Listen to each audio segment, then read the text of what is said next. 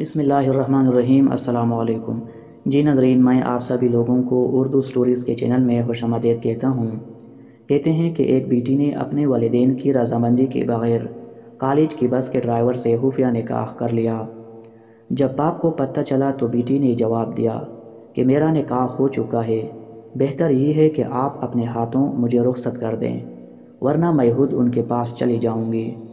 باپ نے کہا کہ اگر آپ کا یہ حتمی فیصلہ ہے تو آپ نے گھر سے جو کچھ لینا ہے لے لیں اور خود ہی اپنے شوہر کے پاس چلی جاؤ، لیکن یہ یاد رکھنا اب آپ کا ہم سے اور ہمارا آپ سے کوئی تعلق نہیں رہا، آپ ہمارے لیے مر گئیں اور ہم آپ کے لیے۔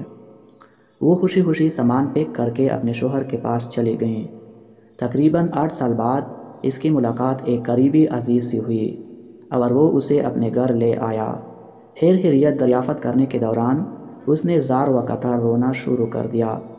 وہ سمجھا کہ شاید گھر کے حالات صحیح نہیں ہوں گے، والدین کی نافرمانی اور جدائی کا پچھتاوا اسے رلائے جا رہا ہوگا۔ تمام گھر والے اسے دلاسے دینے لگے اور رونے کی وجہ دریافت کرنے لگے۔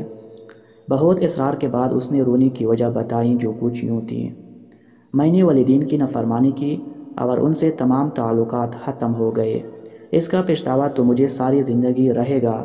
مالی لحاظ سے بھی مجھے کوئی پریشانی نہیں ہے، اللہ کا دیا سب کچھ میرے پاس ہے، لیکن میرے لیے جو سب سے زیادہ تکلیف دہ بات ہے وہ کچھ اور ہے۔ میری صرف ایک ہی بیٹی ہے۔ میرے شوہر جب نماز پڑھنے کے بعد دعا مانگتے ہیں تو میں نے چپکے سے کئی بار ان کی دعا سنی ہے۔ وہ روتے ہوئے اور گڑ گڑاتے ہوئے اللہ پاک سے صرف ایک ہی دعا مانگ رہے ہوتے ہیں۔ وہ دعائیں یہ ہیں: یا اللہ میری بیٹی ماں پہ نہ جائے، یا اللہ میری بیٹی ماں پہ نہ جائے، یا اللہ یہ اپنی ماں کی طرح گھر سے بھاگ کر کبھی شادی نہ کرے، یہ اپنی ماں کی طرح اپنے والدین کی عزت کو کبھی رسوا نہ کرے۔ یہ تمام لڑکوں اور لڑکیوں کے لیے ایک پیغام، ایک نصیحت اور ایک اعلان ہے، اگر کوئی سمجھے تو۔ اللہ پاک کسی بھی ماں باپ کو اپنی اولاد کی رسوائی سے بچائے، آمین۔ جی ناظرین، یہ تھی ہماری آج کی ویڈیو۔ اگر یہ ویڈیو آپ کو پسند آئی ہو تو اس چینل کو ضرور سبسکرائب کریں۔